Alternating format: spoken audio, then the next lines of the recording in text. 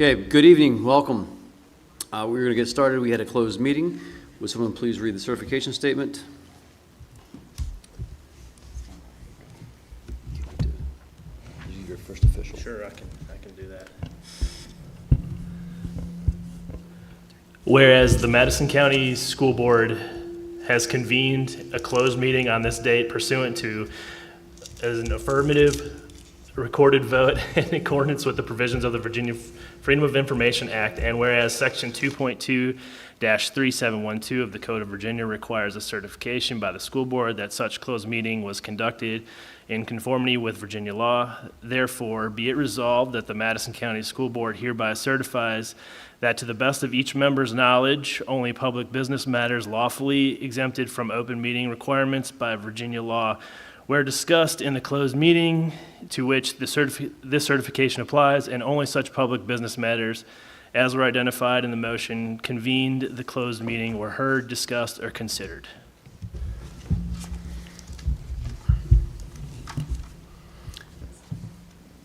Second. Second. I second. Thank you. Little feedback. Ms. Patterson? Mr. Davidson, I certify. Mr. Dickey, I certify. Mrs. Gordon, Mr. Martz, I certify. Mrs. Wood. I certify. All right, please stand for the pledge.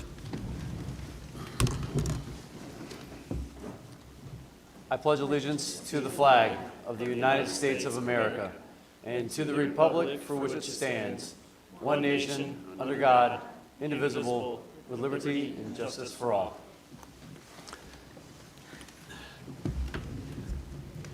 Thank you. Please join us for a moment of silence.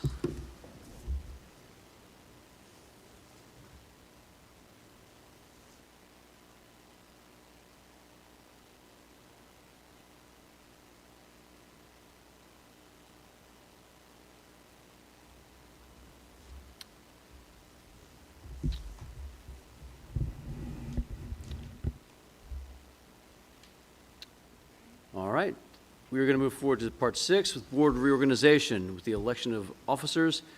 And we had an amendment before we went to closed session so we could get things moving in there.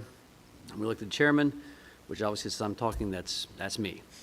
So again, welcome to everybody, and we will now move on to the election of vice chairman. I'd like to open the floor for nominations.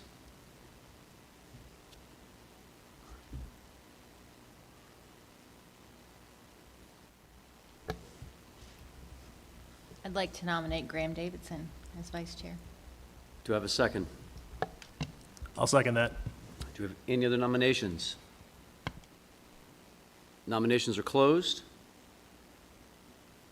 All those in favor of Graham Davidson, say aye. Aye. Aye. All those opposed? Graham Davidson's vice chair. Congratulations. And the election of officers and representation for the Piedmont Regional Educational Program, also known as PREP. Is there anybody who has that on their heart to serve in that respect? Because that was our former chair, Nita Collier. As we go through these, can we find out, like, what days and times do they meet? Because I feel like that might be an issue for us.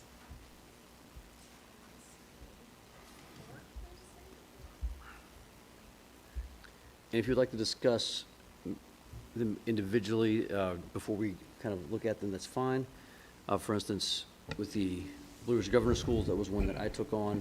I would prefer to keep that, just because I've made a relationship there. So if there's anything that hits your fancy, you may speak on that now. Yeah, I'm primarily interested in the Character and Citizenship Committee and also the Athletic Committee.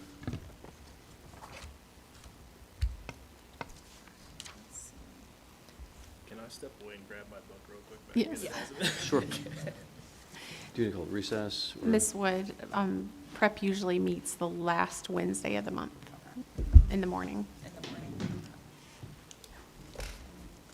Is that something you're looking at? Well, I mean, Wednesdays are not great for me, to be completely honest, but I figured I'd make a list and see what we are. Like, all right, you want to keep Blue Ridge? Unless somebody else likes that, but that's been one that I've been working with.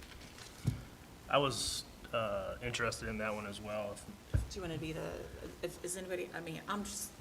You were the making a alternate list, last year. Like, I was alternate last year. Do you, I mean, Mitch, unless somebody else. I don't want wants. to take it away from somebody that's already had it. I mean, Nita was last year, right? Yeah. Is that right? All right, She I'm was just the a new guy. I'll do whatever, but that was one I was interested in. And it was on prep, she joined me with that one, but typically did not, and I alternated with her. All right,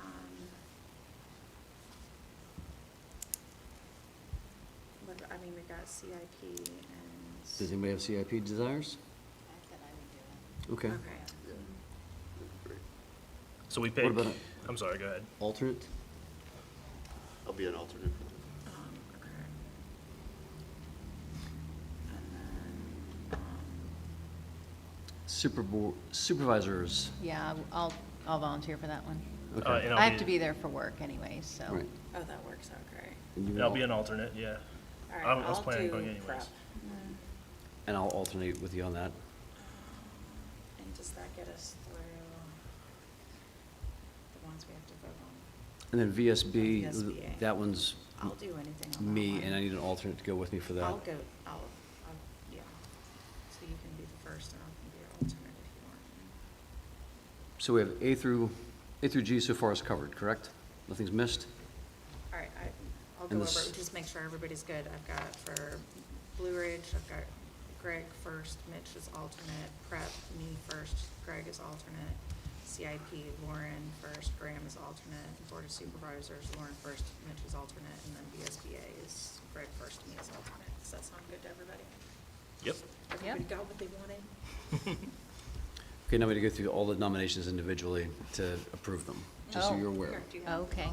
So thank you for the patience for discussion. To our audience, we appreciate it. It's just easier way to get it organized quickly. All right, so do we have nomination for representative to prep? I can't nominate myself. You can. All right, I nominate myself for prep representative. And I'll all those- second. Second, all those in favor? Aye. Aye. All right. Election of officers and representation for alternate to the Blue Ridge Governor's School. We got Did we to miss, prep's did I skip alternate. prep? I did, I'm sorry. Section C. The alternate. The alternate down at the bottom. The alternate. I nominate myself for the alternate. I second that nomination. All in favor? Aye.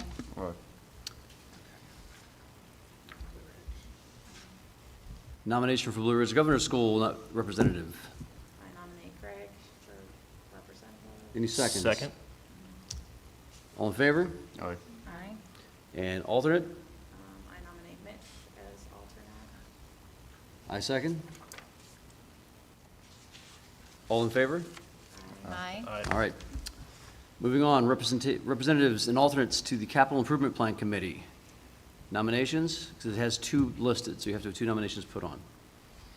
And both these people attend each Correct. meeting. So it's me and you, right? Yes. Yeah. So I nominate Lauren and Graham, or do I have to do one nomination? you can do both of these in one motion. Any seconds?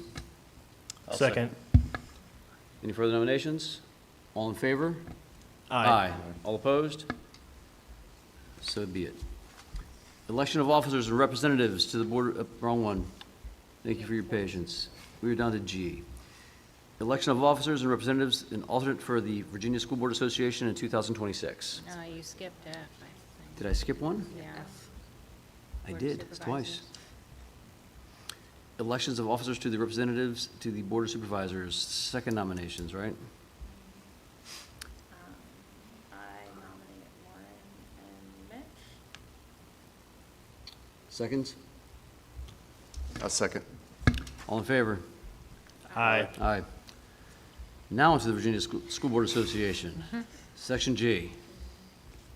I nominate Greg as delegate and me as alternate delegate. Do we have a second? Second. All in favor? Aye. Aye. Any opposed? All right, now to an important one. Clerk of the Board. I nominate Liz. nominate Liz Patterson to Do we, serve for the board. do we have a second? I'll second. All those in favor? Aye. All those opposed? All right, and now on to section I, as far as reorganization. We have Deputy Clerk of the Board. The floor is open for nominations for Deputy Clerk of the Board of Madison County School Board 2026. I nominate Tina Crop. Do any other nominations? For seconds? I second. Any further? All those in favor? Aye. Aye. And so it passes. Almost done. And we go to the advisory committees. All right, the fun stuff. Hold Got it down? on, I'm working on that. If you, there should be a list where you can see each individual piece, why it's there. Yeah, there are a couple missing. Well, actually, yeah, that list is good. I think it's down. Yeah, the bold list is good. Yeah. All right.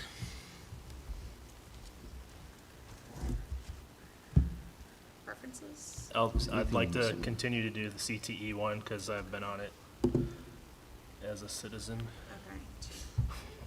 And you, all right. Any other preferences? My preference is the gifted and talented. Okay. Mhm.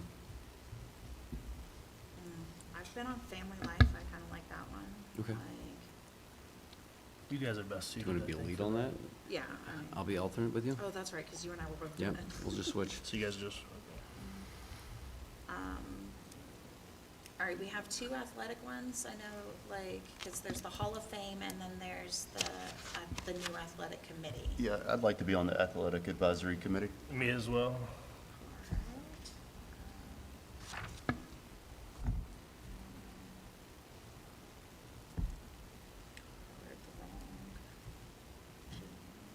Were you okay with that? Sorry, I just kind of. Yeah.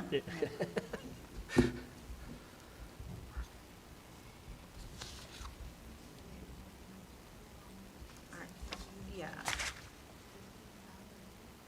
I'll be alternate for gifted. Are we doing the We have, diversity? Yeah. any alternate for CTE? I'll be an alternate for Career CTE. Tech Ed, SPED, Special Education Advisory. You want to do that? Sure. Wow. I'll give you a part of the Athletic Hall of Fame. Okay. So I need an alternate for SPED. I'll do that. You want? I got that. Okay. I'll do Want to that, rock, yeah. paper, scissors it out? Like, Nah. um,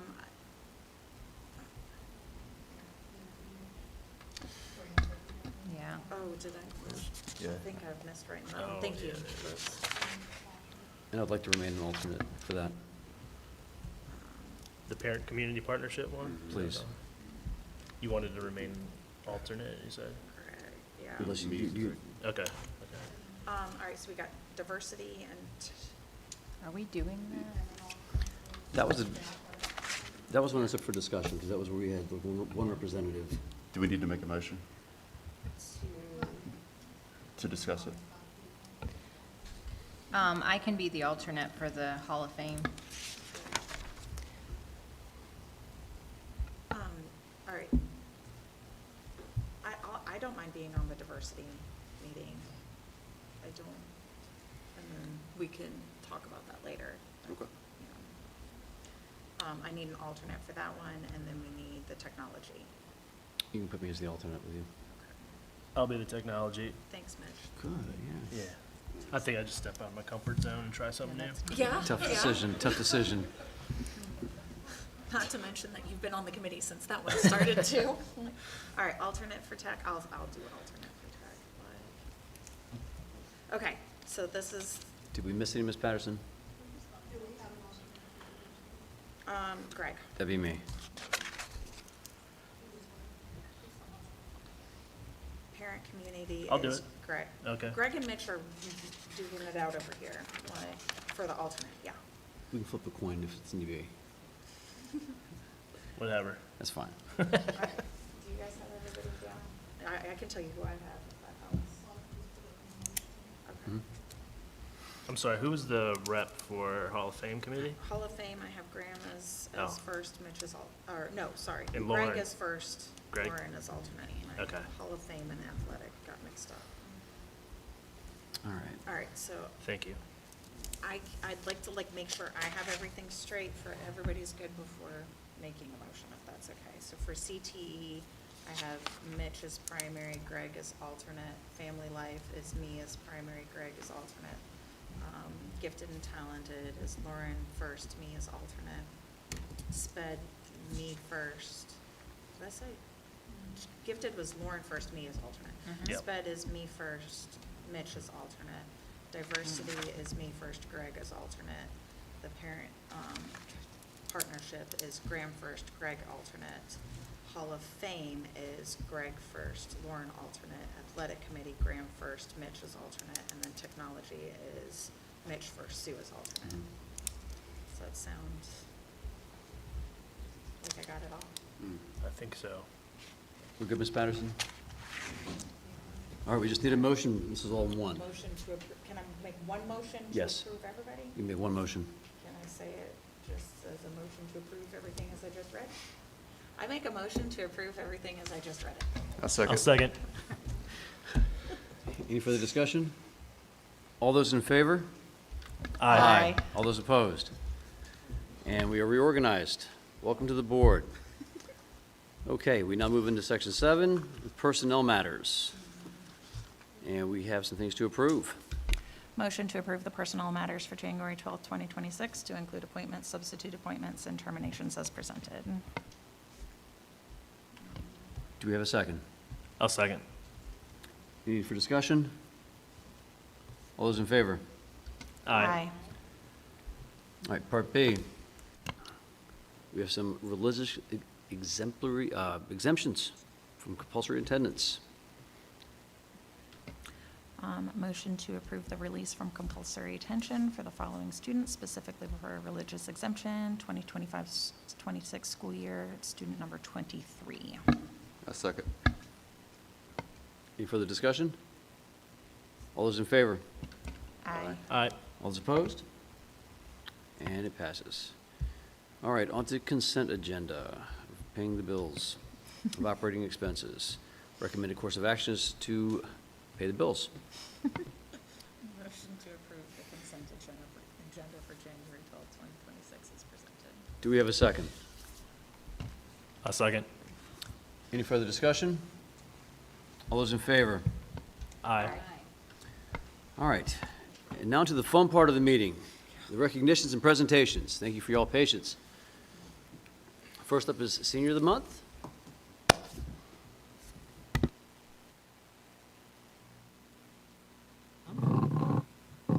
At this time, I'd like to ask Zoe Bailey to join me at the podium as she is our January Student of the Month.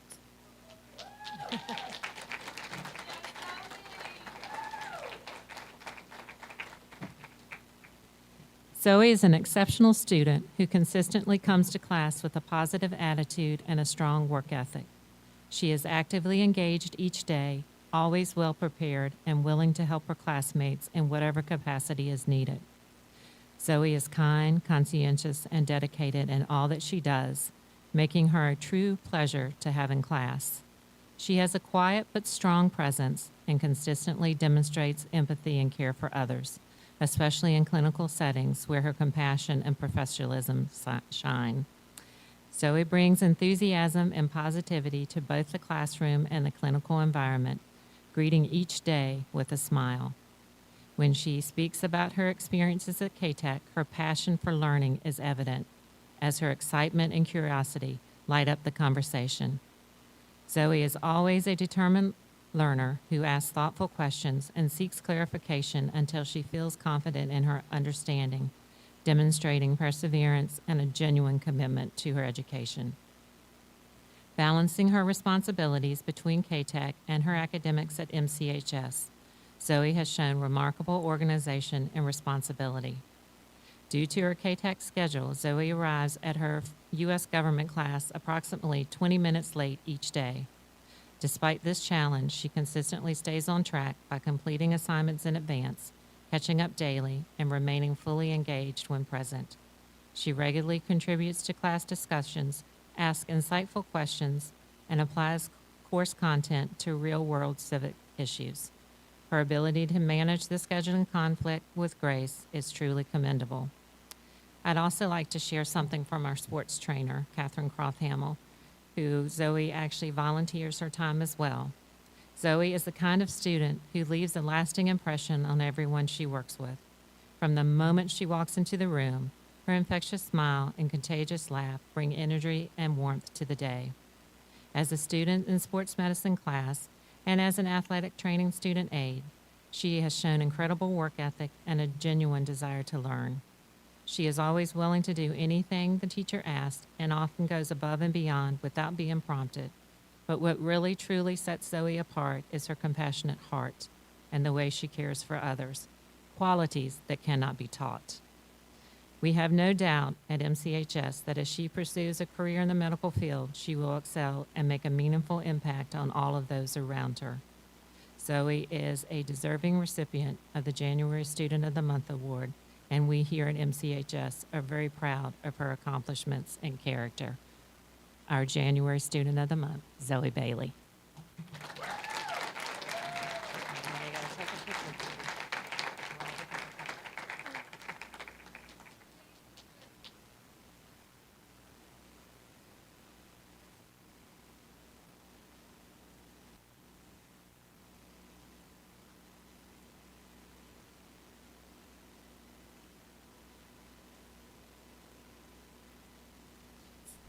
Congratulations, that's amazing.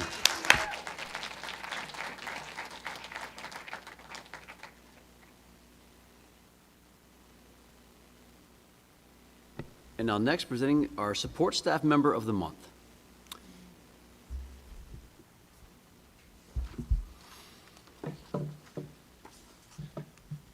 I would like to invite Jessica Neff to join me, please.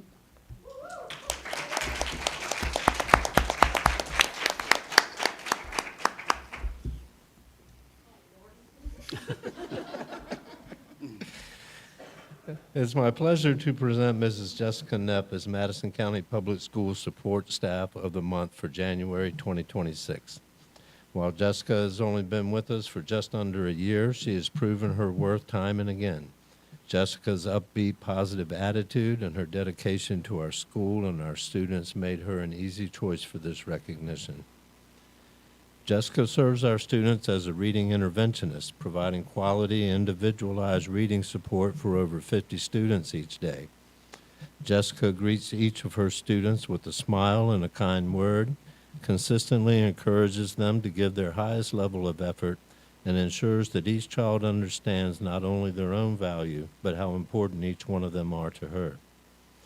In addition to her intervention duties, Jessica also facilitates a specials rotation for our preschool students each day, as well as supervising our first graders during lunch.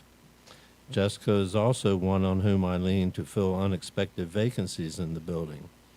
While I know that these last-minute changes to her schedule are inconvenient and at times difficult, she accepts these assignments with a smile and an understanding that filling these needs is what is best for our children and our school. Jessica works closely with our reading specialist, Desiree Foster, and Dr. Foster had the following to say about Jessica. Jess has brought light, love, and joy to our reading team and to our entire school. She is incredibly positive and loving, especially in hard situations. Her students respond well to her instruction, and Jess is known for getting the toughest of students to engage in her reading intervention groups. She goes above and beyond to ensure that her instruction is interactive and fun. Jess regularly seeks feedback from myself or others in an effort to grow as an educator. Above all, Jess is an encourager. She uplifts her students and her teammates. Jess leaves notes, sends texts, asks questions, volunteers to cover, and more to ensure that all her people are cared for. Jess is a phenomenal teammate, and we are so blessed to have her. Congratulations, Jessica, on the well-deserved recognition, and thank you so much for everything you do for our children, our school, and our community. Thank you.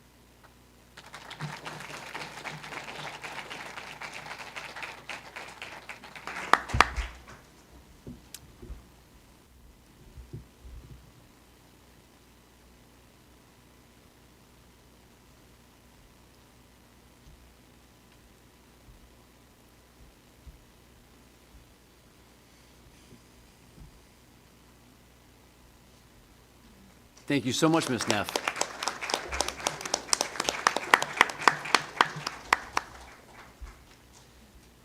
I would like for Karen Organ Lore to join me, please. Man.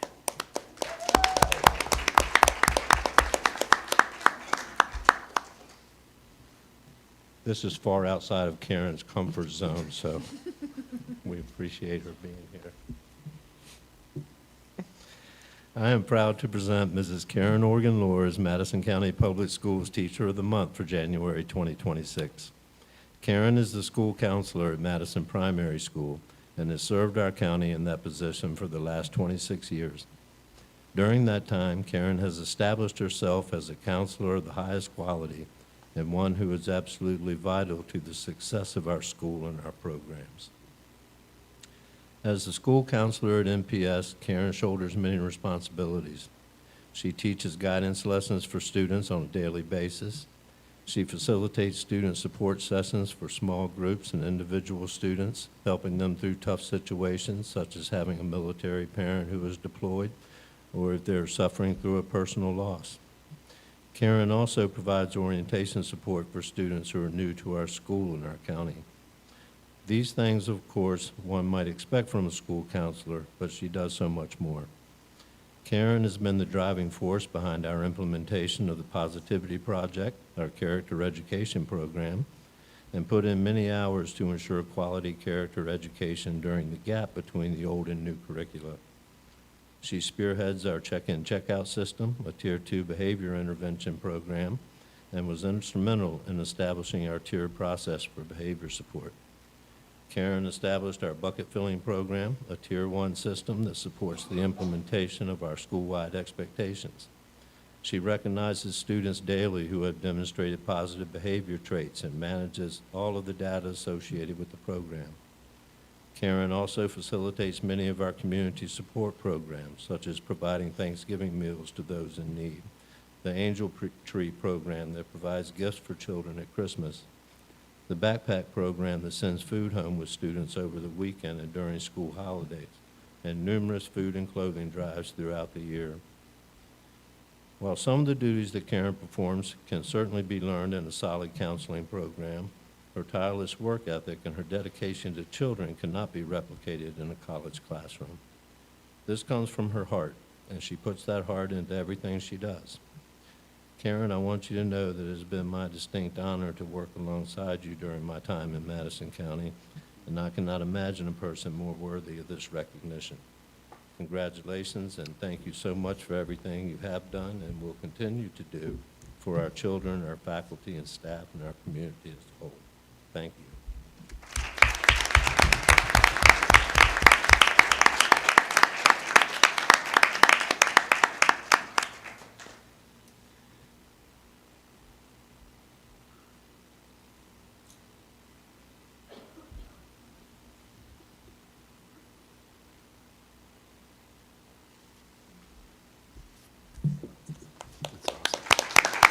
Congratulations.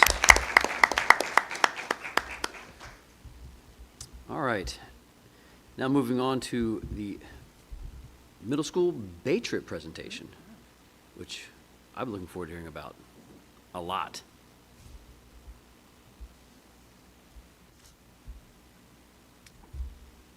The angle's tough. I'm still secretly bummed. Is this awkward that I'm like leaning over like this? No, okay, it's because I'm short. It makes it like you're trying to help me.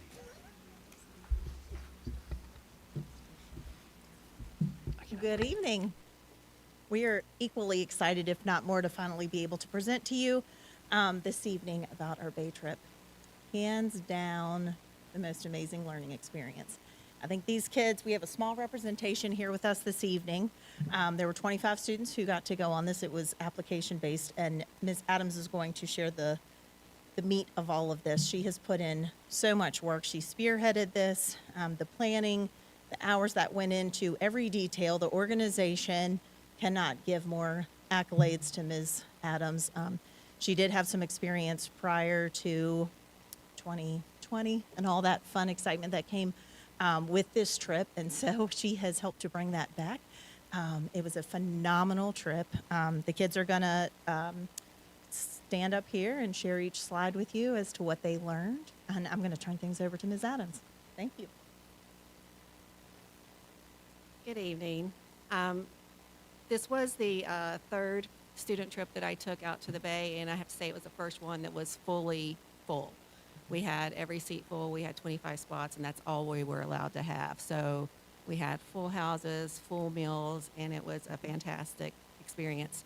We also got to do a very rare activity, which I'm going to let them tell you about later, that none of my other groups have ever gotten to do before.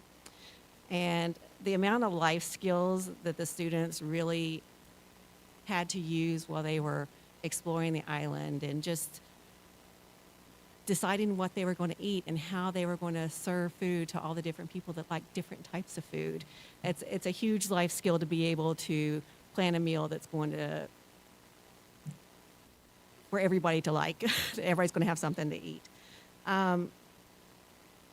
One of the things that we talked about before we went is the need to be all in. So when we go out there, you're going to experience things that you're not going to be as comfortable with, but to just try things. And I think, and Reva is going to talk about the marsh in a minute, but when we got out of the marsh, she was like, I decided today was a day that I was going all in. And she really enjoyed the marsh, which is why she's presenting on it. So just to be thankful for Miss Wilson for helping to guide, because couldn't done all this without her support. So there was a lot of it that we did together, and the parents and trusting us to take their kids for 3 days on a boat away from all that they know. It was a fabulous experience. And we're going to let the students introduce themselves as they come up and present.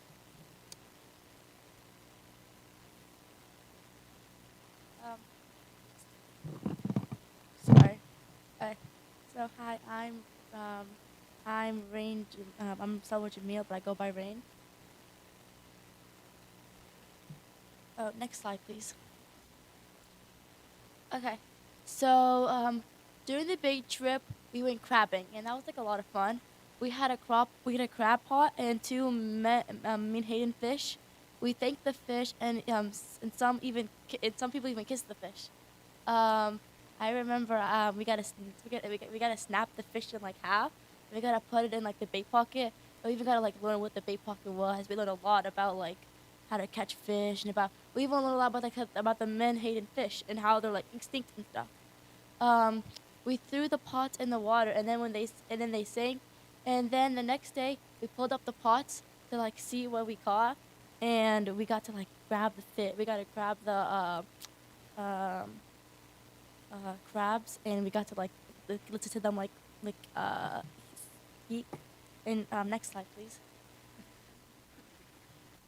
So as you can see here, here we are like holding the fish, and we got to like the crabs, sorry, and we got to like and like the people were really, really nice, and they got to like bring it to our ear, and we could hear them like make the noise that they made, like that kind of noise. And yeah, it was really, really fun, and I learned a lot during this trip. All right,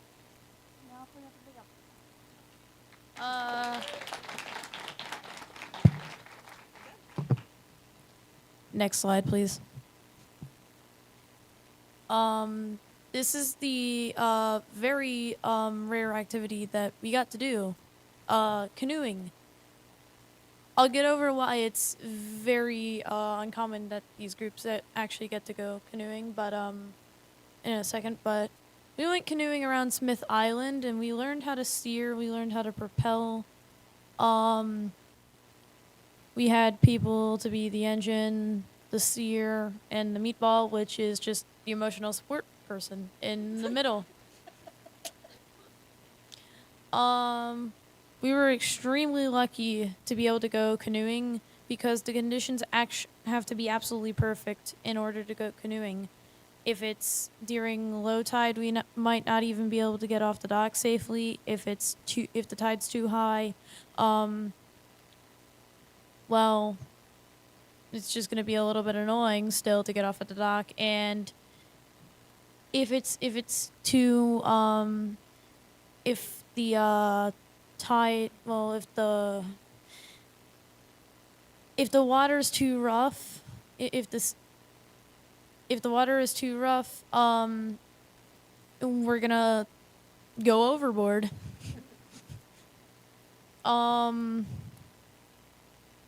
But the rules sound pretty much exactly like what you'd expect. The engine is the person who mainly propels the vessel, the steer turns, and the meatball's just there. That's the one that doesn't really make the most sense. It was very difficult for my canoeing was very difficult for my group's first time though, but we eventually got through it.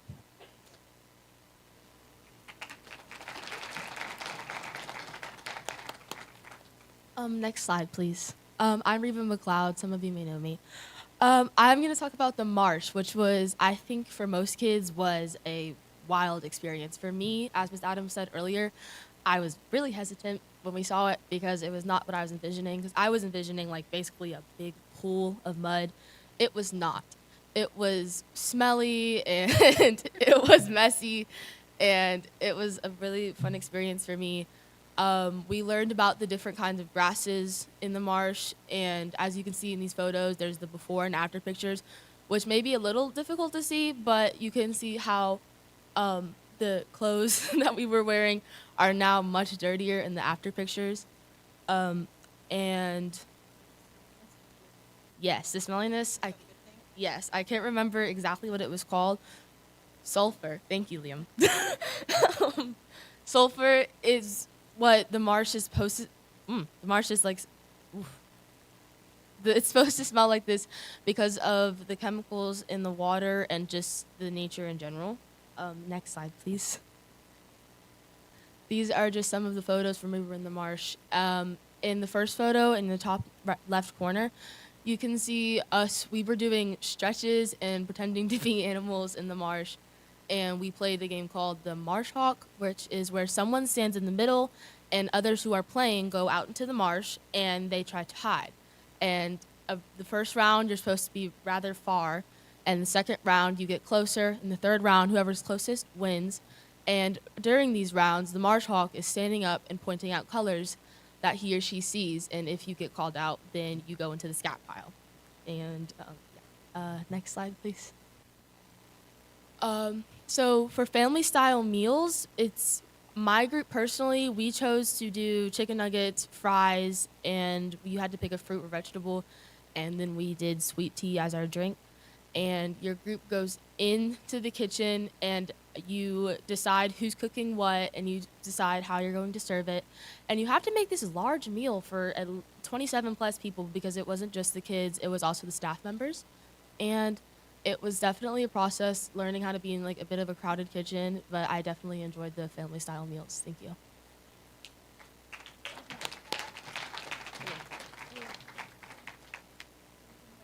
Go back. There's more.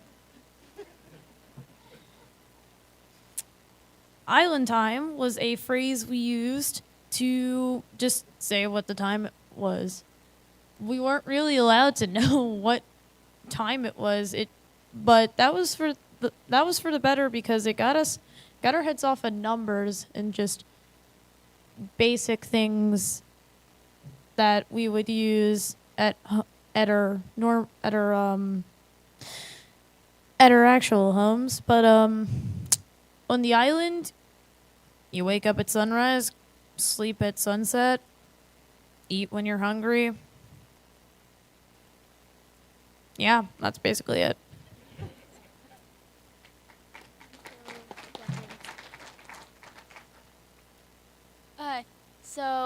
So basically, while we did like the family style meals, like when people were cooking, everyone else had something to do, and so we got this thing called green time, and green time was like really really fun because we gotta go out and like do some sports, get those muscles working, and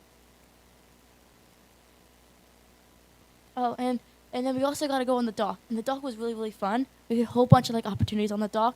We got to go fishing. We got to they had like some crabs that we got to see.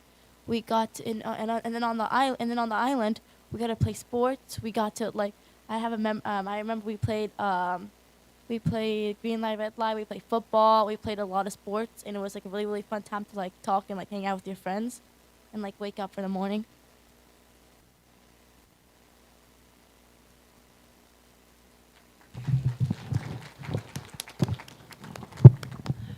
Next slide, please.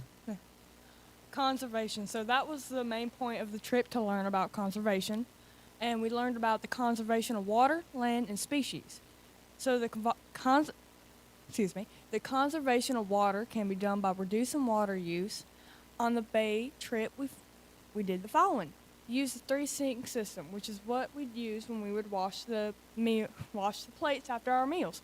And it sounds just like it is. You have 3 sinks, and oh my gosh, it was water, dish soap, and sanitizer, and you individually, manually scrub it. Obviously, keep it really clean.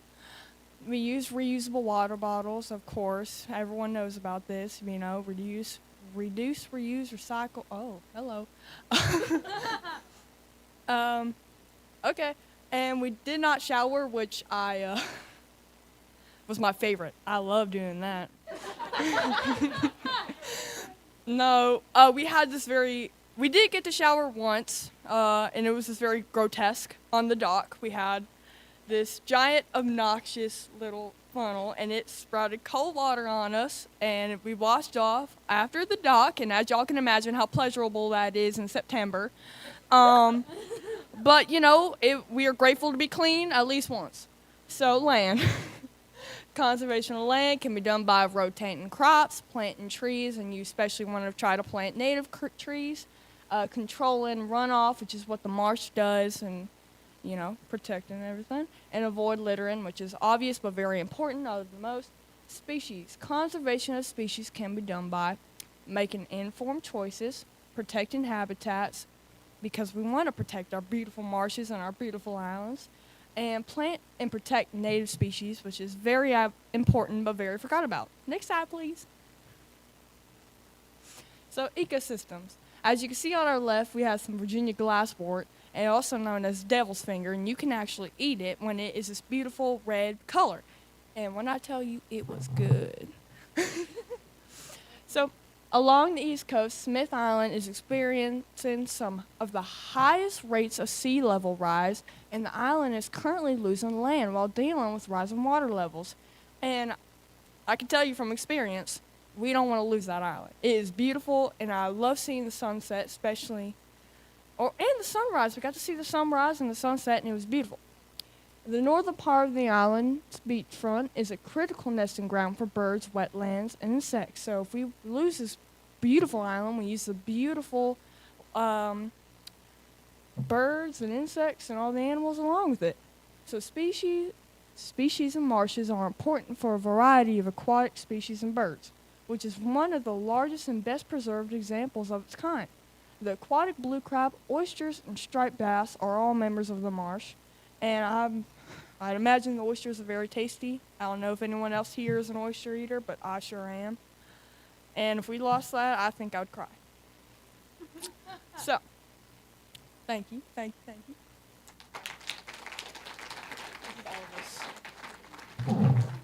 One more slide, please. And from everyone here, we would just like to say thank you for letting us go on this trip, and it was just a really fun experience, and don't mind the photo. Yeah. Thank you. Thank you. Thank you.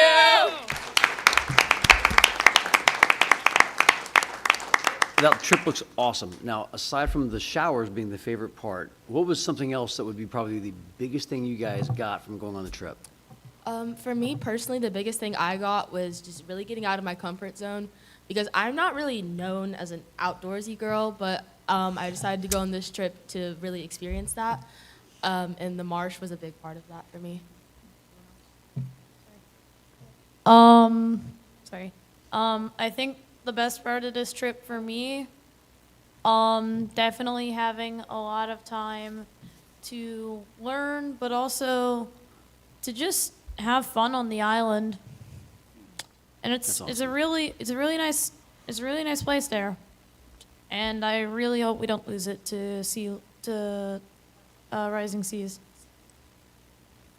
I got from the island was that I learned a lot of stuff on the island, and I'm probably gonna remember this for like a long, long time. I learned a lot. I met a lot of people, and I got to see a lot of stuff. I've never even been like in the marsh before, and I've never like the views were really, really pretty. We got to go on the boat a lot. It was really, really cool. That's awesome. Some stuff I'm very grateful for and will always remember is definitely the marshes. That was way up there on some of my favorite stuff I love to do. I personally didn't think it smelled that bad, but being in a log cabin with people who didn't shower for days, you lose the sense of smell after a while. But so I love the marsh and running in the marsh, getting muddy, always great. Especially our lack of phones, I thought was very fun and very intriguing, which, you know, Gen Z can't live without their phone. Ooh. I fear I'm proving those allegations right. I got withdrawals. I'm just kidding. I really liked having no phones because you could talk to everyone and you get to meet new people and new things, and it was just a real. We got to go and talk to all the islanders, and they were really nice, and I appreciated that a lot because they were so fun. And going to this island that a lot of people don't even know about is just so cool, and the sea life and the crabs and the people.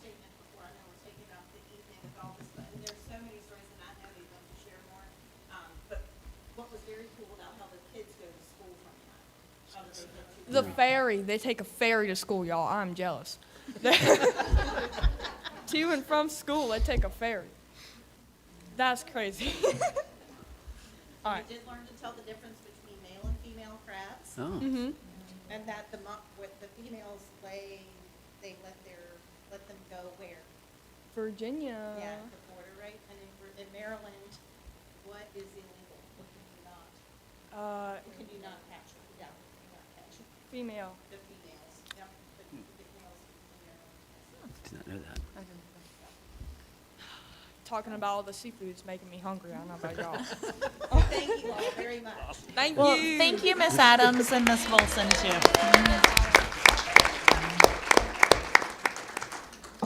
Thank you guys so much. All right, next up, Waverly Owl with STEAM program. That was awesome. That was, did I miss one? Yeah, you missed Oh, I'm sorry, FEA presentation, sorry.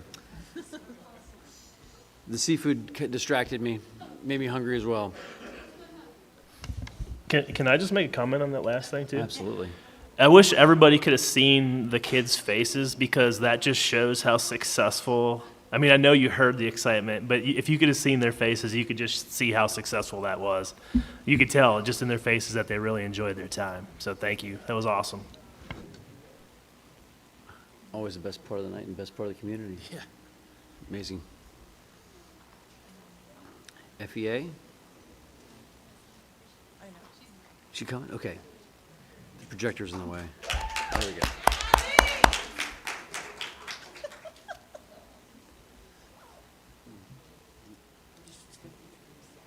Oh, she's so good.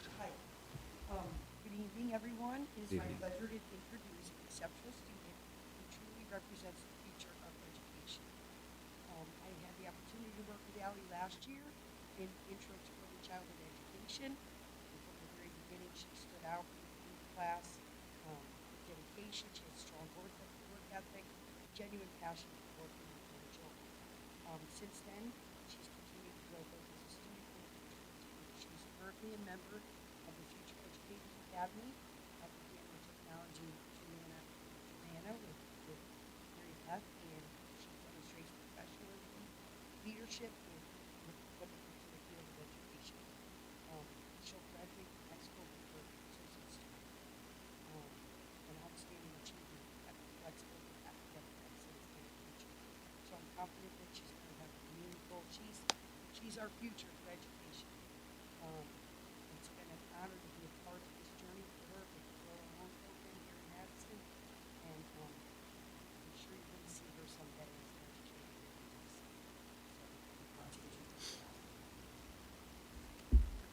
Good afternoon, ladies and gentlemen. Good afternoon. Allie Cave. I'm a junior at Madison County High School, but not only am I a junior there, I'm a junior in an amazing program called FEA, which stands for Future Educator Academy.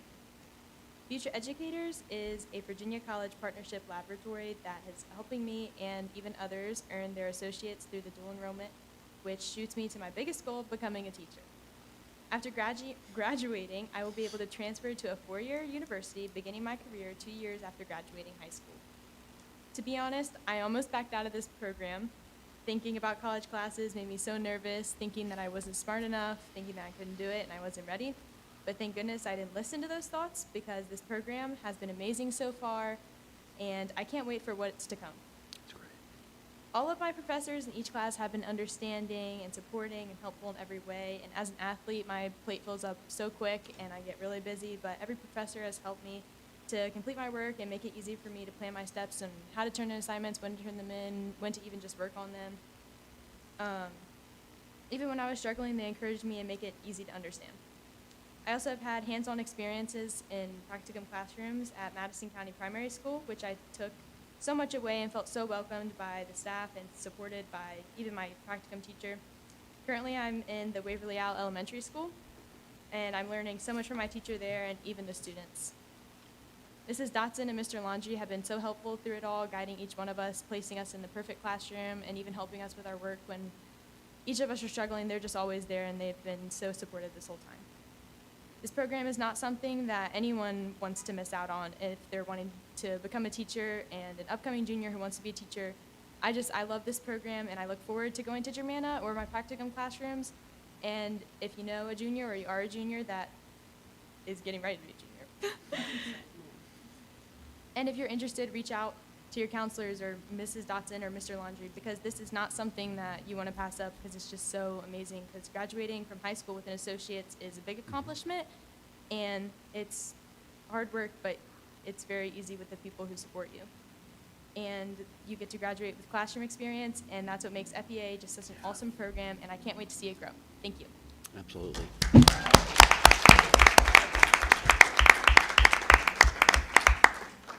Something that Allie did not share that she should have is she was given the opportunity to come back and find some other students that wanted to be in FEA, and she took it to heart. Her and Aiden came back, and then they said, we have at least 5 people that are interested, so then it really helped Mr. Laundrie and I to be able to communicate better. Yeah. Because when the students believe in it and the students are happy with where they are, that's really what speaks volumes. As we all know that teaching isn't something everyone wants to do, but when you see this and you give them the positive side of education and you're sharing with them your experiences and saying, it really is worth it. Mm-hmm. And this is worth it.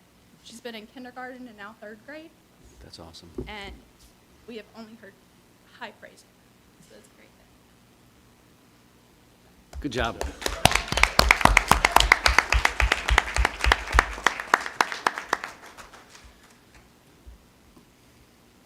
And now, the STEAM program.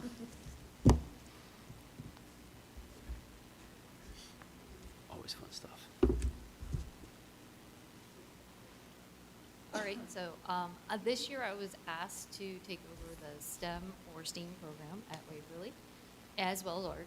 And I'm not much of a talker, so I made a little video for you, so you can see some of the things that the kids are doing in class. And since this is new to me, it's a learning experience, and I'm learning along with the kids. But it's a fun experience, so. And if you have any questions, I'd be happy to answer the video.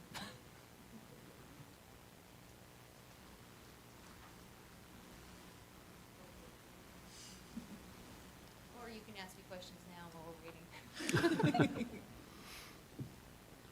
Here we go.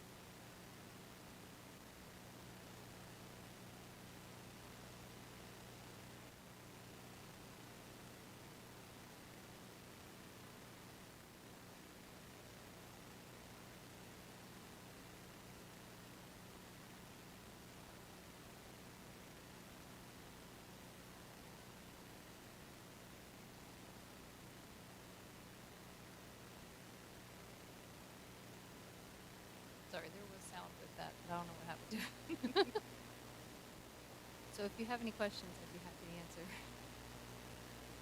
Katie's done a great job collaborating. No, you're fine. Collaborating with all of our grade levels to align what they're doing in class. So she supports the classroom instruction with inquiry, more hands-on based learning that sometimes teachers don't have time for. So that's why we found it important to have this as a special function and really explore and investigate and make hypotheses and test them and do all the things that we know good scientists do. So they've been able to learn a lot based on their extra time with Katie, just exploring, communicating, and have discussions around what we learn. Absolutely. I think it's amazing because it's nice to see a visual on what my daughter tries to explain to me she's doing with you, because she hasn't really done that very well, but that's awesome. Yeah, and that's what I figured. It would be easier to see it rather than hear it for me, because I can only do so well at explaining it. Really do not. Thank you. Thank you. Thank you all.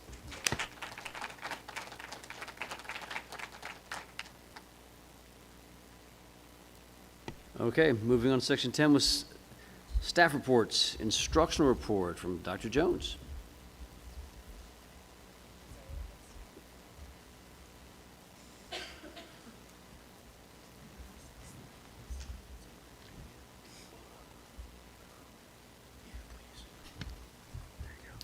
All right, good evening. So we're excited tonight to share the results from the Virginia Department of Education from the first ever School Performance and Support Framework, which is a new statewide system designed to communicate school performance, highlight excellence, and then support growth where needed.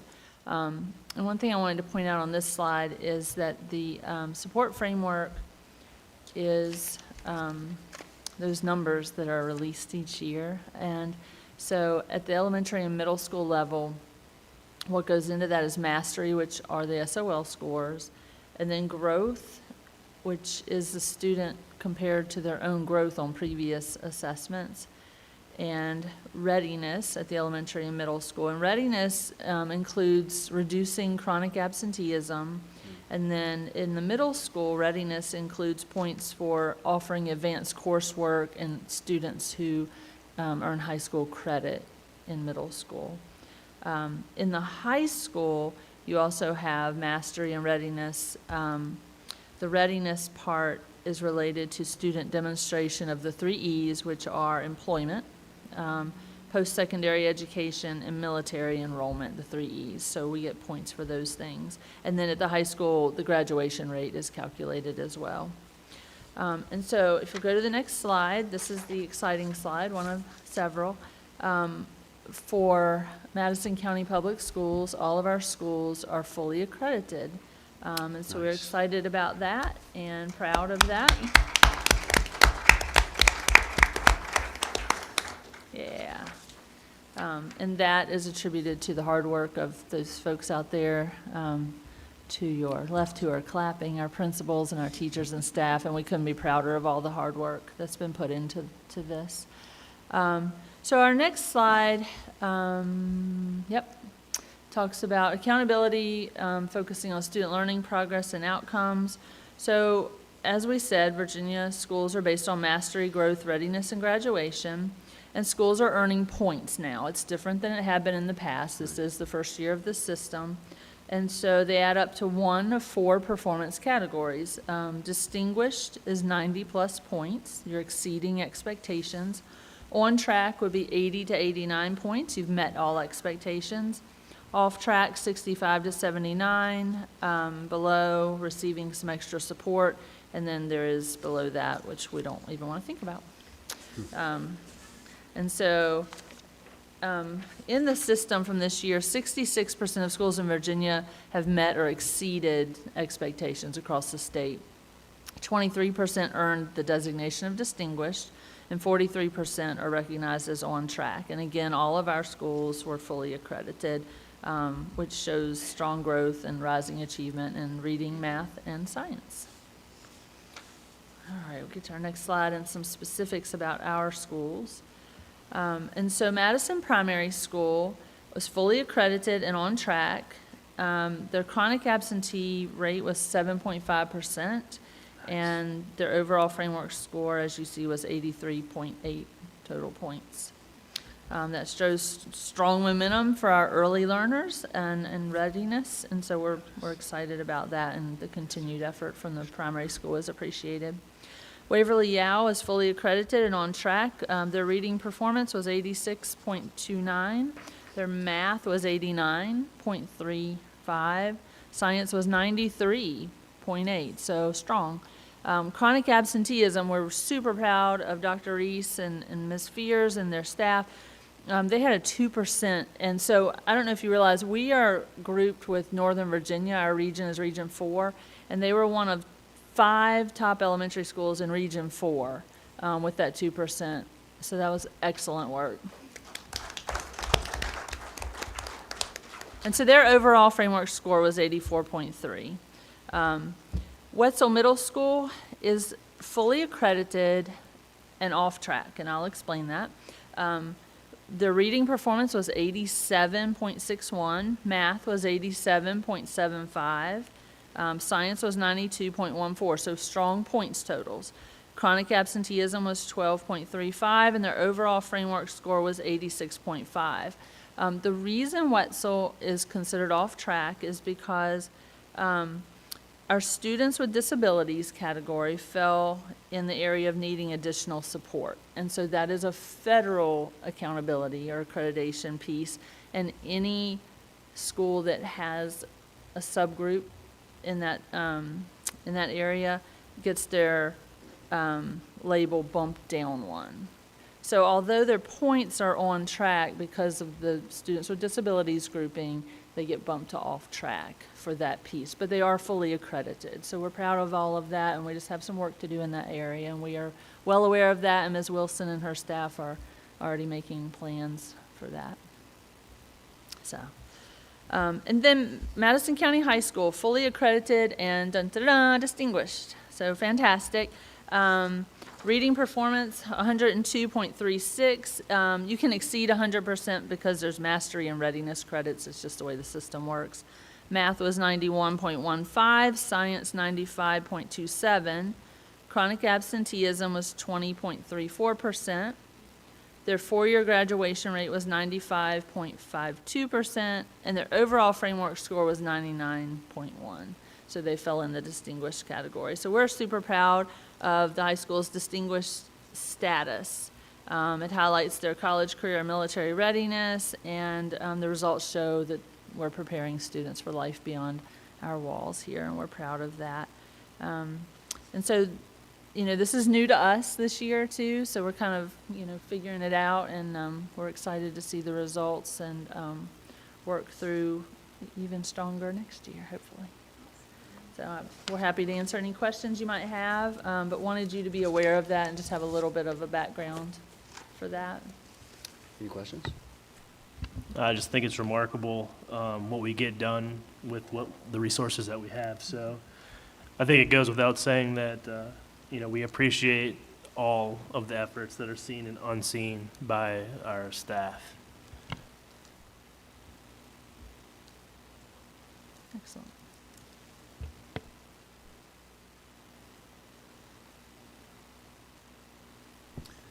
Okay, moving on to public comment. This is the point where if you wish to address the board, you'll have 3 minutes. Please state your name and where you live in the county. And remember, it's an opportunity for critiques, criticisms, or congratulations, but not personal attacks. And we look forward to hearing from anybody. And if you would like to, please step up and form a line.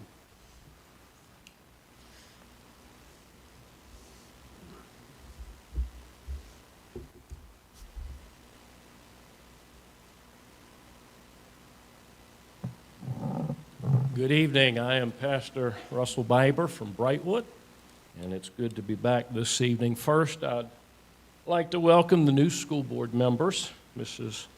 Gordon, Mr. Davidson, and Mr. Dickey. Please know that you are prayed for and held up in prayer, and I trust you recognize your accountability to an authority far superior to any local, county, state, or federal agency. To Mrs. Wood and Mr. Martz, welcome back, and I admonish the same to you. As the Commonwealth of Virginia transitions to a new administration, we don't know, though we may presume, what new policies will be pressed upon the school districts across Virginia. And I beg of you, whatever is executively ordered, please continue to uphold the values which has helped this school district to improve its positive progress, as Dr. Jones had just illustrated, and not to succumb to promoting the normalization of mental illness, confusion, dysphoria, physical mutilation of our children, or dissolving of parental rights and families. We all are ultimately accountable to the Creator of the universe, the high and holy one of heaven. Be reminded of the words of Jesus that it were better for him to have a millstone be hanged about his neck and be cast into the sea than to offend one of these little ones that believe in me. The fear of the Lord is the beginning of knowledge. It is also the beginning of wisdom. Let's pray. Our Heavenly Father, I do pray for this new school board, for the entire school board administration. Thank you for the work that they do. For each school, their administration, the teachers. Father, I pray that they would always realize, and may I the same, realize our accountability ultimately is to you. In Jesus' name, amen. Thank you.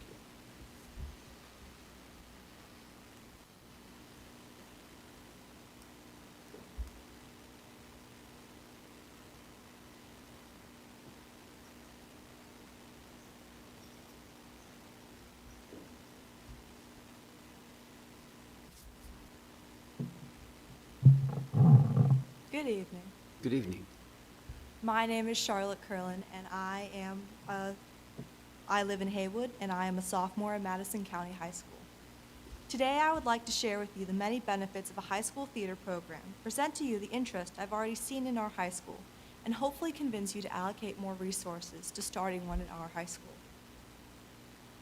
When I enrolled in Madison in 8th grade, I was excited to join the forensics team, and since then have loved every minute of it. However, entering 9th grade, I was sad to find that the drama class was no longer being offered. I want to help get it back up and running, and hope the school board will help support that. After researching the impacts of theater programs, I've come up with a few fact-based conclusions. Firstly, as I'm sure you are aware, high schoolers are at a point in our lives where it is critical to learn important social skills and emotional regulation. According to the University of Florida, 72 to 75% of the American population has a fear of public speaking. This all begins in high school, and one way schools can address this is by focusing on classes and programs that build these skills, specifically theater. To quote BrainBalanceCenters.com, acting is reacting. Reacting requires active listening, eye contact, and knowing how to read a person's body language. One of the very first things you have to learn when becoming a good actor is how to react and respond to other actors' lines. Acting can also build emotional regulation and emotional intelligence. By watching and participating in pre-written scenes, actors can observe emotions and how a person or character might react to them. It can actually build their personal character and self-awareness by letting the actor experience another person's point of view by playing as them. Third, Madison already has a long history of success in theater. Look around you. This auditorium is filled with flags for teams from years gone by that have brought home award after award. We even have a wonderful Mini Mountaineers program that has begun to really blossom and thrive. On top of that, I have spoken to my fellow students and seen that many are incredibly interested in participating in a Madison theater team. Just like last week, we hosted an acting workshop led by Mr. Ben Atkinson, a local theater expert, which attracted a dozen students, and may have reached even more had I had not forgotten to post it on social media. If we put effort into building up the theater program in Madison, it can impact the community and its students' current and future lives in ways that nothing else can replicate. Look how joining the forensics team has affected my public speaking. Not only that, but many students have already expressed interest. We need theater back in Madison. Thank you. Thank you.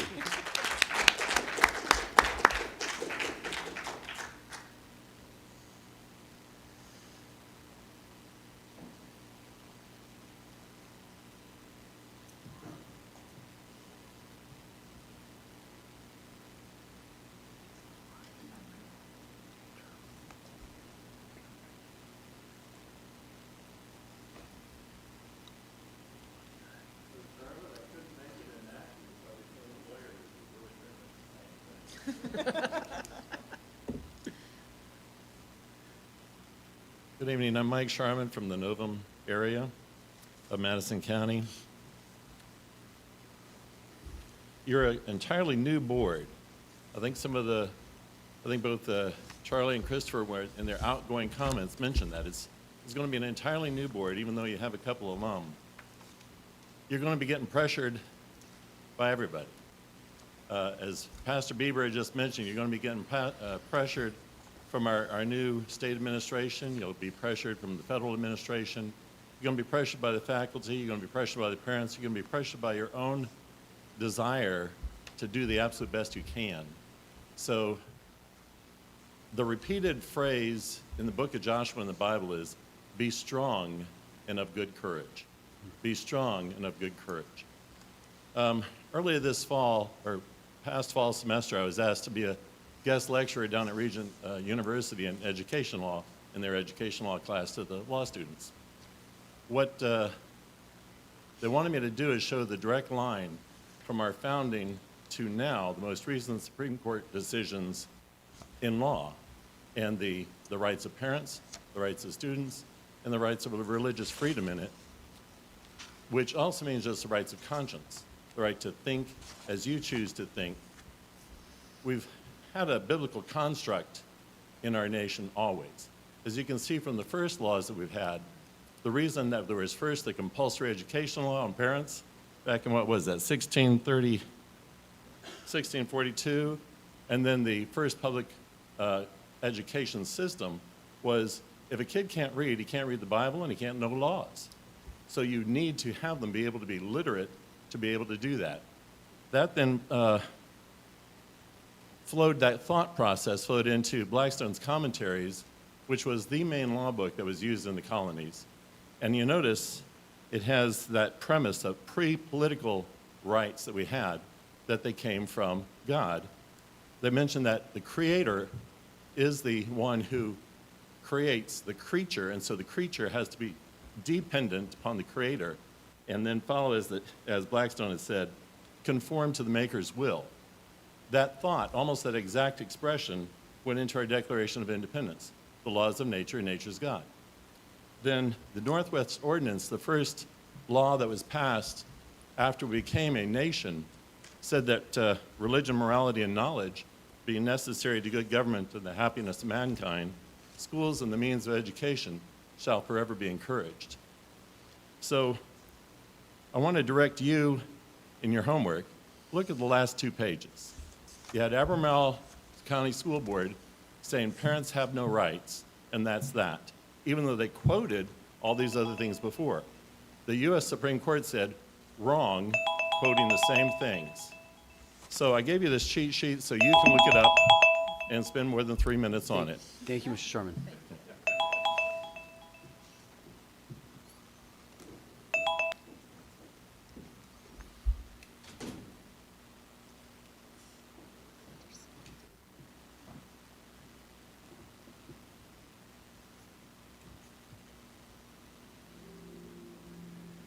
Hi, guys. I'm Britt Schenkel. I'm from the Haywood area, and many of you guys know. I just wanted to come up here and start by congratulating Mitch, Graham, and Lauren. Congratulations on your first school board. I really enjoyed getting to know you guys, especially over the course of the most recent campaign that we all did together. And I'm really excited to see what the school board has to offer for the next couple of years with all 5 of you present on it, but especially my three compadres over here. I just wanted to say thank you. Thank you for being here. Thank you for standing up and serving our community and our kids, especially the one that I'm super proud of, who was just up here. I'm not going to speak near as clear as she is, but I will try and make her proud. I want to remind all of you that you are here to serve all of Madison. Every kid, every parent, every family that walks through these doors should feel welcome and excited to learn in our community.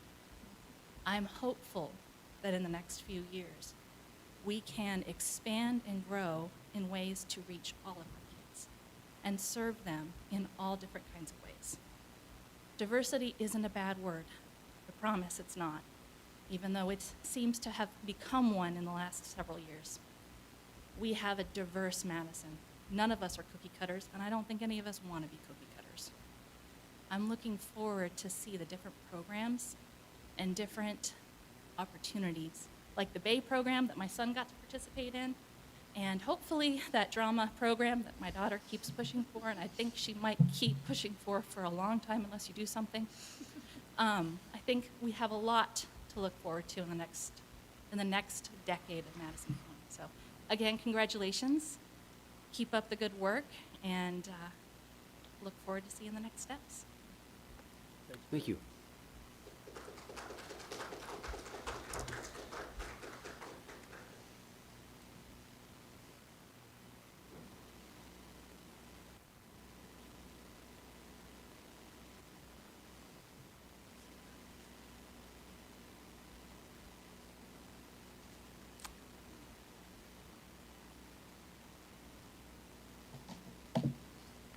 Happy New Year. Happy New Year. I'm Nancy Sharman, and I live in the Novum area with Mike Sharman. And this evening, I just wanted to say, as one of the new members to the Board of Supervisors, and now a liaison to the school board from the Board of Supervisors, also Mr. Hewitt here, we just say, I'm speaking for Jim tonight, too, and I think that's okay, because he'd say, we're looking forward to it, and we're looking forward to all that you guys are doing and what we can do. But you know, children are our greatest commodity. I absolutely believe that. And it's because it's always about life. What hope do we have if we don't have life? But I was reading in one of Chip and Joanna Gaines magazines, and you know, Chip, you know, Fixer Upper, those guys, and Chip's a little off, you know, but he did have a few good things to say in that magazine I wanted to share with you. He says, all Joe and I want as parents is to be careful stewards and students of our children. And then he says, the slow exodus of children from our home is what we're experiencing now. And some of us have had that, and we just don't get used to that empty nest, and we don't try to do that. But I kept thinking about that, and with our school system, and you know, it's true with our seniors as they leave here in just a few months. And then in a few months past that, we get a whole new crew of shiny, tiny faces coming into us in the fall. And I think that this applies to us as parents, it applies to us as the teachers, as the staff, as the faculty, as the coaches, and all the things that Chip has to say here. He continues with, but now I know that the cooler thing is actually seeing who they become beyond us, beyond, he didn't say this, but I am, beyond Madison High. How their hearts come to be filled with passions and tendencies and true love, that you are the ones instilling that into them, the parents, the staff, the faculty, the coaches, the board, all those things that we may have influence, but certainly didn't put there. How they will come to occupy a place on this earth that no one else could. and that you all have had a part in that one way or another the entire growing up years over a decade of their lives. So tonight in closing, I just want to say, so be encouraged as you encourage, preparing the future for these 1,500 plus students. Just want to say, good job and thank you. Thank you. Thank you.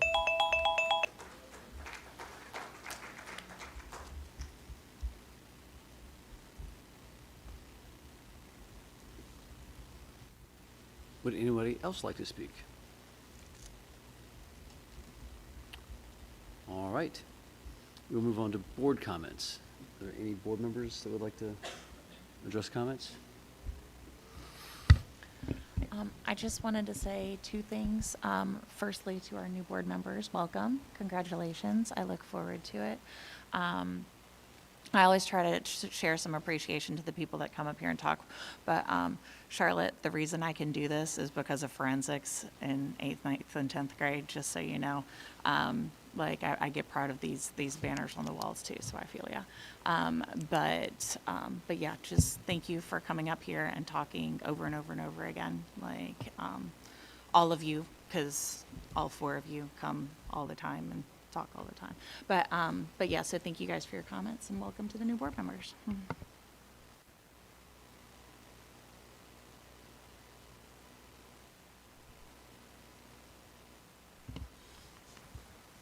Thanks for having me, and I just I hope I serve everybody well, and of course I've heard Charlotte speak before, and I appreciate it. It's just awesome to hear a student speak up for anything, so I appreciate that.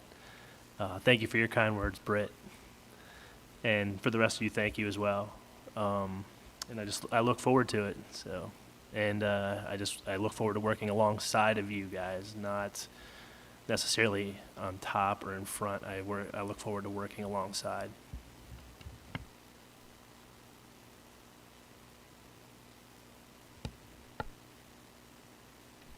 Thank you to those that spoke.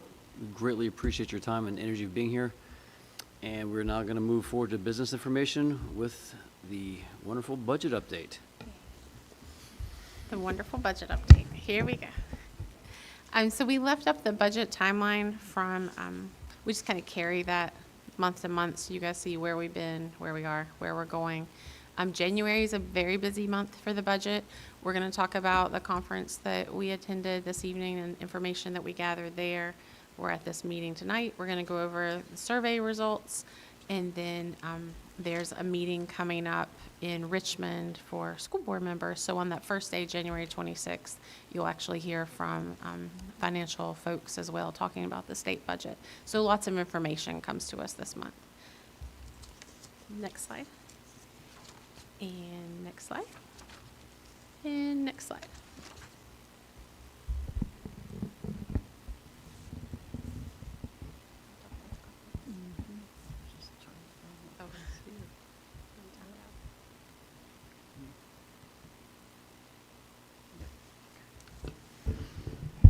Okay, so we spent a couple of days in Richmond, Mrs. Graham and I did, and wanted to just bring a few things to your attention about the budget that we will talk more in detail about next week.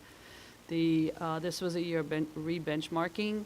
The costs for that were $554 million, and this is actually down from previous benchmarking years, which costs about $1 billion. Some of the reasons for the decrease is less students overall in the state. VRS rates went down and OPEB rates went down.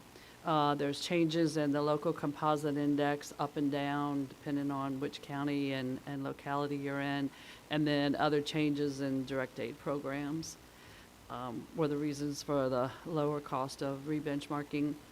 There is $382.9 million in the general fund to support a 2% salary increase in FY27 and another 2% in FY28. And you'll remember, or you will come to know, that the budget only has money for SOQ positions. So they do not support every single the raise will not support every single position in the system. There is $299 million from the literacy fund and casino revenue to support additional school construction grants. So that's going that way, not for recurring costs, just for construction grants. And the next, yes, okay. We had 4 legislatures there. 3 were on the screen and 1 was in person. There were 2 delegates and 2 senators, 1 from each party, and they gave us their legislative priorities, which align with most of ours. I would say teacher pay and teacher recruitment, retain increased teacher pay, get a more accurate measuring of the assessments, the mastery of skills by students. That was from the, was that from JLARC, or that was JLARC too, right? And they had some good recommendations. We went over that, and you would probably agree with those also. And more emphasis on the growth factor in the accountability framework. They would like to put into statute the at-risk add-on program, which was just added last year or maybe the year before, and that is just put in there at the will of the budget. That's not written in statute, so they would like to add that in statute, so that's in the budget every year. That would be a good thing, because that could be taken out at any time if it's not in statute. They also want to focus on alternative assessments for special education students, and also another JLARC. They recommend endorse the changes about accreditation, which emphasizes growth. They are also interested in passing the 1% sales tax referendum for localities that could use that 1% for construction for schools and CIP for schools. And they also endorse dual enrollment programs to have that more seamless so that you automatically go into a 4-year college or to a certificate, associate, or bachelor's degree. So they're very much in favor of that. And I will turn it back over to Mrs. Graham for the results of our survey. Thank you. And we'll talk about some more of these things because we have our budget work session next Wednesday. So that's when we'll get into the weeds about some more of the specifics of the budget. But it's really important to go over our survey results. So we had 259 people take our survey, and here's the breakdown. We had parents of current students, and you could pick, you had to select all that apply, so that's why the number isn't adding up. But we had 193 parents, current students, and then 28 of a former student, and 2 community members, and then 90 of our employees, and then some former employees, a previous student, and someone letting us know they have 3 students. So a good mix of people taking the survey. So next slide. So we wanted to know if you're a parent or guardian, what grade levels are your children in? So this kind of matched up, if you think about it. We have more students in our high school, so it kind of went along with the population of our schools. A good mix, I felt. Okay, next slide. Don't worry if you can't read, really small, it's fine, we'll go over it. So this was asking folks for their top 3. What should we prioritize? And you can see from when they were picking, their number 1 thing was teachers and staff. I think even speaking as a parent, that's where the quality of your child's education is coming from. We've always said, I've heard my whole career, focus on the people, not the products. It doesn't matter what kind of fancy programs that we purchase for the students. If there's not a teacher, a qualified teacher, a good teacher helping us provide that program, then it's not going to be any good. So I think that aligns with how our community feels, that we need to prioritize our teachers and staff. And then that's followed by academic programs, and then more specifically CTE programs. But then you can see other top contenders were the student mental health, which is very important, then school safety, facilities, maintenance, and transportation, fine arts, athletics, and technology. Okay, next slide. So this is a tough question, and people did have things they could select, but they could also fill in the blank. So I just ask, if reductions had to be made, where should we make cuts? And so it's not to be harsh toward like technology or athletics or the fine arts, but we were asking people, if you can cut something, what are you going to cut? And so those were logical responses, because you want to keep your kids' teachers first, and that makes sense. So I didn't read this like in a negative way of, oh no, people don't like athletics and the fine arts. Well, no, but the question was like, what should be cut first? So that's why that was, that people responded that way. All right, next slide. So this is nice. How satisfied are you with the current balance between academics, athletics, arts, and extracurricular opportunities? And folks overall were somewhat satisfied. I feel like that's meaning you're, well, somewhat satisfied. Very satisfied. So that makes up almost 75%, 74.6. And then we have 17% not satisfied at all, and then 8%. They're like, well, let me think about this longer. So gives you a little bit of feedback there. Okay, next slide. So when thinking about school facilities, classrooms, playgrounds, athletic fields, labs, cafeterias, which improvements should be prioritized? And responding just the way I figured folks would, they selected safety and security upgrades. You want your kiddo to be safe. We want our kiddos to be safe. We want our staff to be safe. And then that's followed by HVAC and air quality. Folks that have been following these board meetings probably know how often we have to purchase units, so that's probably where they said that, how old our things are. And then science labs and instruction was a close third, because we are due for some upgrades when it comes to that area. And then athletic facilities and fine arts spaces. And again, you almost could combine that number, because often in families, kids, it's what kids like. So to me, you could add the athletic spaces and the fine arts spaces together, because those are kids' extracurricular activities. All right, next slide. This is a tough question, but I ask it. So if we had to choose between the following priorities, which would you place first? Increase staff salaries and benefits, increase the number of instructional staff to reduce class size and expand course offerings, or expand student programs? So again, a tough question, but 47.7 said increase the salaries and benefits.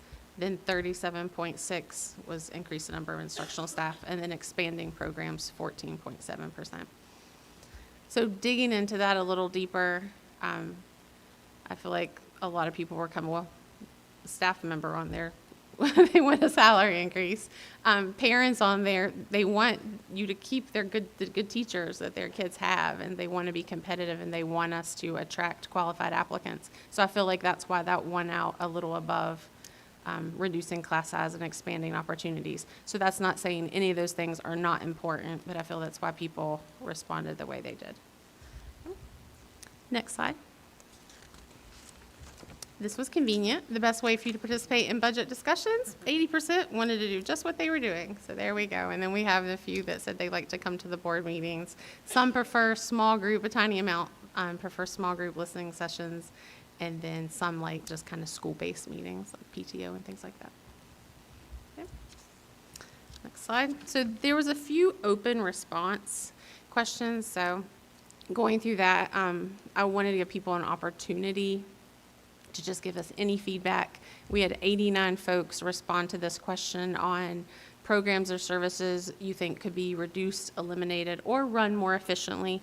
So you can see just where some of the responses kind of did a few things together, so I kind of teased them out the best I could. Some people said, 37%, we can't reduce anything, don't do this, it'll negatively impact students. 27% felt athletics funding and operations, that there's maybe like too much spending, that there might not be equality between sports. And these are some of the things that new athletic committee will probably be able to dig into about parents' feelings about athletics. Administration, central office staffing and salaries, 11% said reevaluate that, what people are doing. Career and technical ed, trades, and agriculture, who had 11%. Some mixed feedback. Some questioned local funding for grant support. Others were requesting to expand the FFA and agriculture in our programs. Facilities and infrastructure needs, suggestions to prioritize the building repairs, the heating and cooling. That's people that probably come to the board meetings are just aware, maybe they're cold in their buildings. Curriculum, instructional materials, and academic focus, 7%. We do, our new textbooks are consumables. It's the way a lot of the textbooks come now, where kids can write in it, so 7%, we're kind of speaking to that. And then some mandated programs. And then technology software costs, 6%, said to do an audit of our software subscriptions. And then 6% for SPED and student support services. Just wanted to dig into staffing and behavior supports and compliance. So that's where people were on that response. And again, only 89 people responded to that out of the over 200. So the next question, we had 169 responses. Just in your opinion, what's the most important investment that we should make in the coming years? And so again, a lot of people gave different, multiple responses within their written response. So about 68% of the responses said teacher pay, recruitment, and retention. Parents on there that responded were just very passionate on please get great teachers for my kiddos, pay the teachers so they stay. And then additional staffing, smaller class sizes, 41%, school safety, security, discipline, 28%. Mental health kept popping up, so 22%. And you can see it's very similar to the other slides. And then next one, we only had 82 for this one, just additional comments where people could just kind of say what they wanted to say. And most of people, 62%, led that for another plug on teacher pay and compensation, meaningful raises for teachers and staff, concerns about burnout and turnover and just losing staff to higher paying divisions, wanted us to prioritize pay over bringing up a new initiative or anything like that. So, and then the rest is very similar. There's a drop after that with multiple responses. So, very similar to the other questions. But I think good feedback, it lets you know, the people that were passionate enough to take the survey, where their heart is. So. Thank you. So these are, and again, we will dig into these more, deeply on next Wednesday. But this is priorities so far, and using the survey, and using where we've been with the budget before. We got to continue to be competitive with teachers and staff. Whenever the state gives a raise, first of all, we shouldn't leave money on the table. They don't fund all of our positions here, but we'll get further and further behind if we don't do the state raises. So right now, the governor's budget is a 2% raise, like Tina was saying. There's also in there at the moment, which will change probably, a 2% bonus for the end of this year. We'll see if that stays in the final budgets. And then cover health insurance increases, because our benefit package is part of what we can offer and be competitive to those around us. If we let our health insurance costs get out of hand, it's hard to recruit. Add to in the budget, we want to see some more staffing, some smaller class sizes where we need it. We're going to be reviewing our staff budget requests next Wednesday, so we'll go over that and support some of those initiatives if we can, budget allowing. And then, as always, fund our needed CIP projects, and that's done through the joint CIP committee. So that's what I see. So the next slide is just you all thinking about your budget priorities. Nothing that you have to say here tonight, but just going into next Wednesday. Or if you wanted to say something tonight. Yeah, I'll just take just a minute. First, I would like to say that it is a real honor and privilege to be a part of the school board, and I just want to thank the public for their vote of confidence on the 3 members that have been added to this board. I couldn't be more excited about the leadership here. I think we got the right people, and I'm very thankful for that. We've been kind of onboarding over the past month and a half, even though we started on the 1st, and I just want to give a shout out to Superintendent Graham and really Tina Kropp and the voice of Madison, Miss Liz Patterson over here for just the professional onboarding that we've received up to this point. It's been very good.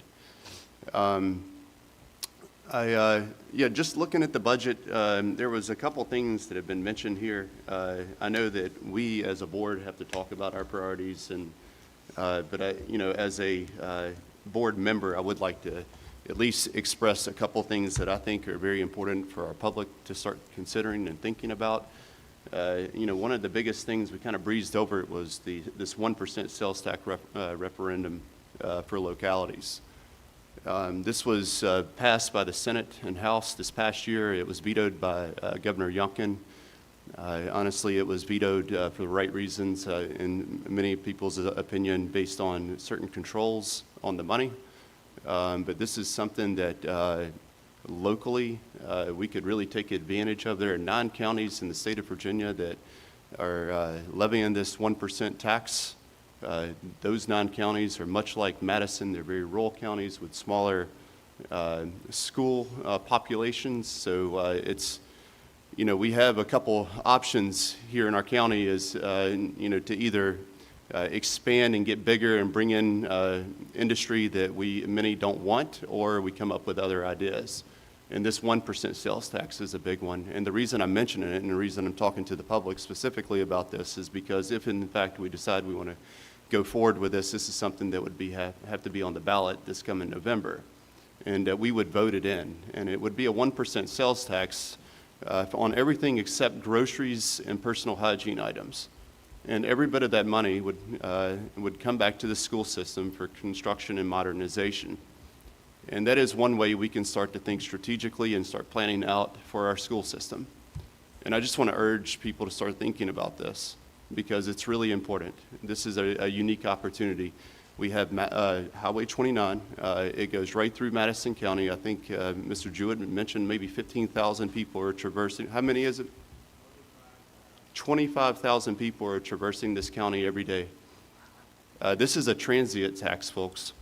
This is an opportunity for us to take advantage of the propinquity of this county and 29 and get some 1%, 1% tells. We go from 5.3 to 6.3.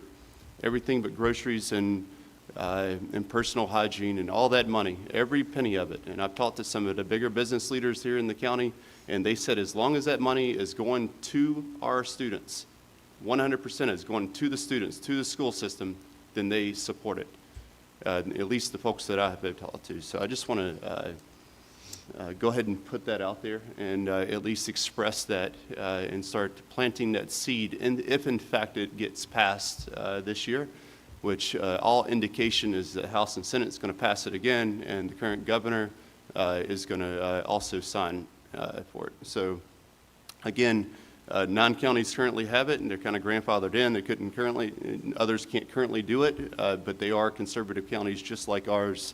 And they, additional taxes is also a conservative thing. I want to bring that up and for people to start socializing it and talking about it and really practically thinking about whether or not this is good for our students or not. And I think most people that think logically should will probably advocate for it. That's all I have. Thank you.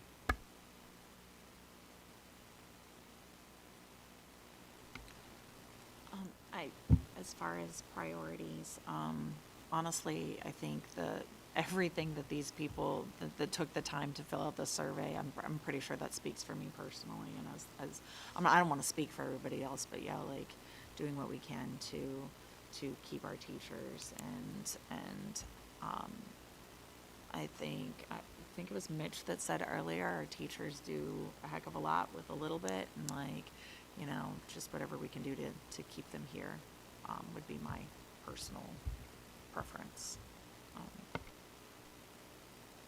A small priority piece, and just a thought, and it's kind of piggybacking off of Mr. Davidson, is the idea that we've had all these CIP issues and building pieces that have fallen into place that continually rise up. And even the building that we currently are sitting in has a substantial amount of age and wear. And it's something that needs to be considered and evaluated as to what we really need to do to either keep the building moving, is where it's at, or whether we need to come up with an alternative in the future. I'm not saying it's like a night and day switch, but something to really the county has to consider at some point. Along with, obviously, maintaining quality teachers, because seeing the results we've had at some of our schools currently, we've got good people in place. We're getting the right people into our schools to come and stay with us. retaining that for the amazing kids that were just up speaking today, so many of them, wow, did an amazing job. And again, the best part of our night and the best part of our community, finding a way to keep them in the best hands possible for what we can do in our county.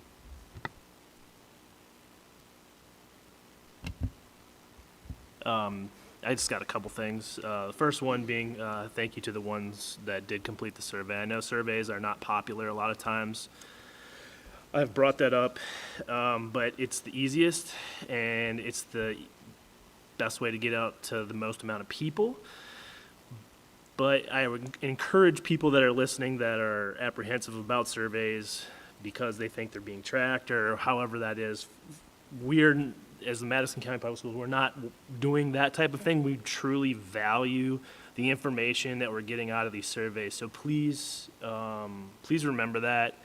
And I would really like to see more involvement on the surveys. I think it's really important. I mean, this is for our kids. This is for our kids' teachers. This is for our buildings that are ultimately ours because we pay taxes to fund them. So I would just encourage people to kind of, I'm apprehensive about them too sometimes, trust me. But when it comes to this type of thing, please, because the input is valued. The second thing is Graham brought this up a while ago, even when we were running, before we were on the board, and it made sense to me. Nobody likes taxes, obviously. Nobody wants stuff to come into the county. Big businesses and stuff. We love Madison because of what it is. We get that. We're here for a reason.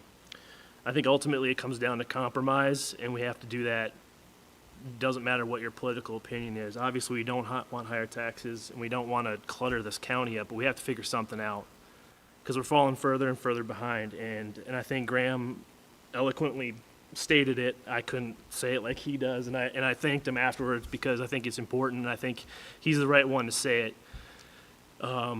So I know a lot of people might be apprehensive because of increased taxes, but I think you really got to consider what it's for. You can't let the kids and the staff that teach the kids and the buildings that the kids and the staff that are in suffer because of something like that. We have to figure it out. It's not an easy thing to do, but I just ask people to kind of put politics aside and really think what's important here, and that's the people that come in these school buildings every day.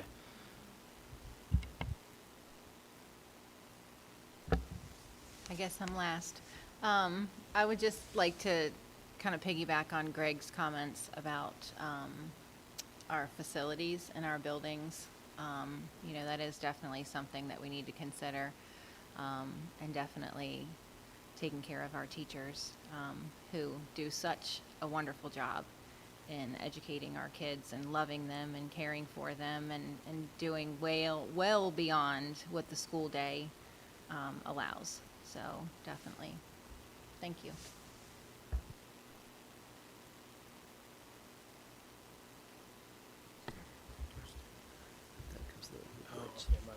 All right, last piece of business information is the draft AI policy, which, has everybody had a chance to review that? Right, and this is for your review for next month, so if you have any changes that you want to recommend, well, Mitch was even on the committee. I don't know if he wants to speak to it. But this would be the policy in place, and then the committee would develop the kind of like the handbook and the guide for the teachers. Yeah, that's basically what it is. Just kind of take it slow. We've definitely had good discussions about what's going on. I think we got a good handle on it. We're going to kind of take it slow, though, just so we get it right. And we're using a lot of resources and not just relying on our own understanding, too, on it. So we're, really thinking it through. Are we on a timeline for adopting an AI policy? Is it, we're not being required? Okay.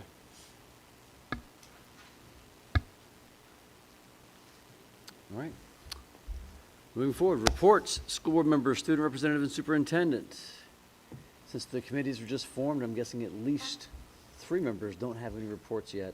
I got a lot. Unless Mitch has got something from you. Okay. I got nothing. I got nothing. Student? Just thankful to be here. It's been cold but warming up, which is good. I will say for teacher pay, it is very, very important, especially to me, having a great teacher and a great, especially role models, like being there.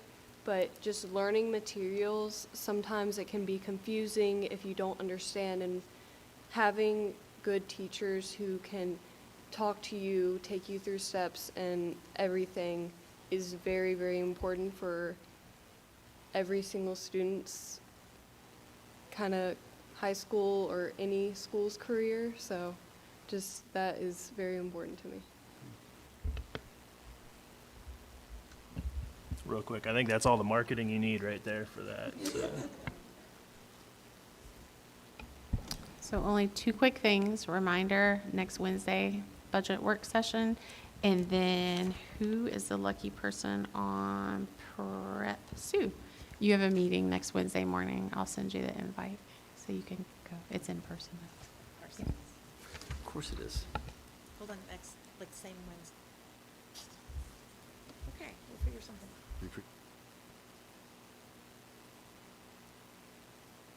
Anything else to go through? I look for a motion to adjourn. Motion to adjourn? We are adjourned. We do. Thank you, Greg. I like making all job, the motions. Is that a quad lock? It is. Where do you put it? And Graham, if I can get a picture of All the over two the of you. place. I mean, like, Preferably right in I'm front of the specifically only asking. I'll photograph You do all the but short. biking things, So right? it's on a Like, bike. That was the main purpose. where do you put it on your bike? Do you put it on the stem or do you hang it on your handlebars? No, no. Well, either way. So that like I can put one on my stem, which that's where mine is. So it's Yeah. it's literally like this when I'm riding, right? Right.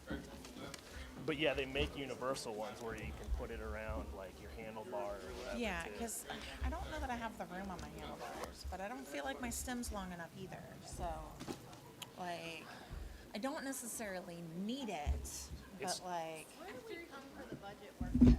In here. It's here. Is it? Oh, that's what I meant to ask. We just don't, we usually don't do it. And we all sit. I thought we did it over yonder. Is there like a? I'm sorry. Take a new board picture. Yeah. Yeah. How's my hair? My wife. I was gonna say, well, maybe I should have gone. I mean, how's my hair? Because I didn't put shit in it, like, and I just took a shower. I certainly did. No, I know. I That's know. like, William, look at his hair, and I'm like, what's wrong? All right, so you put yours on your stem. Yep.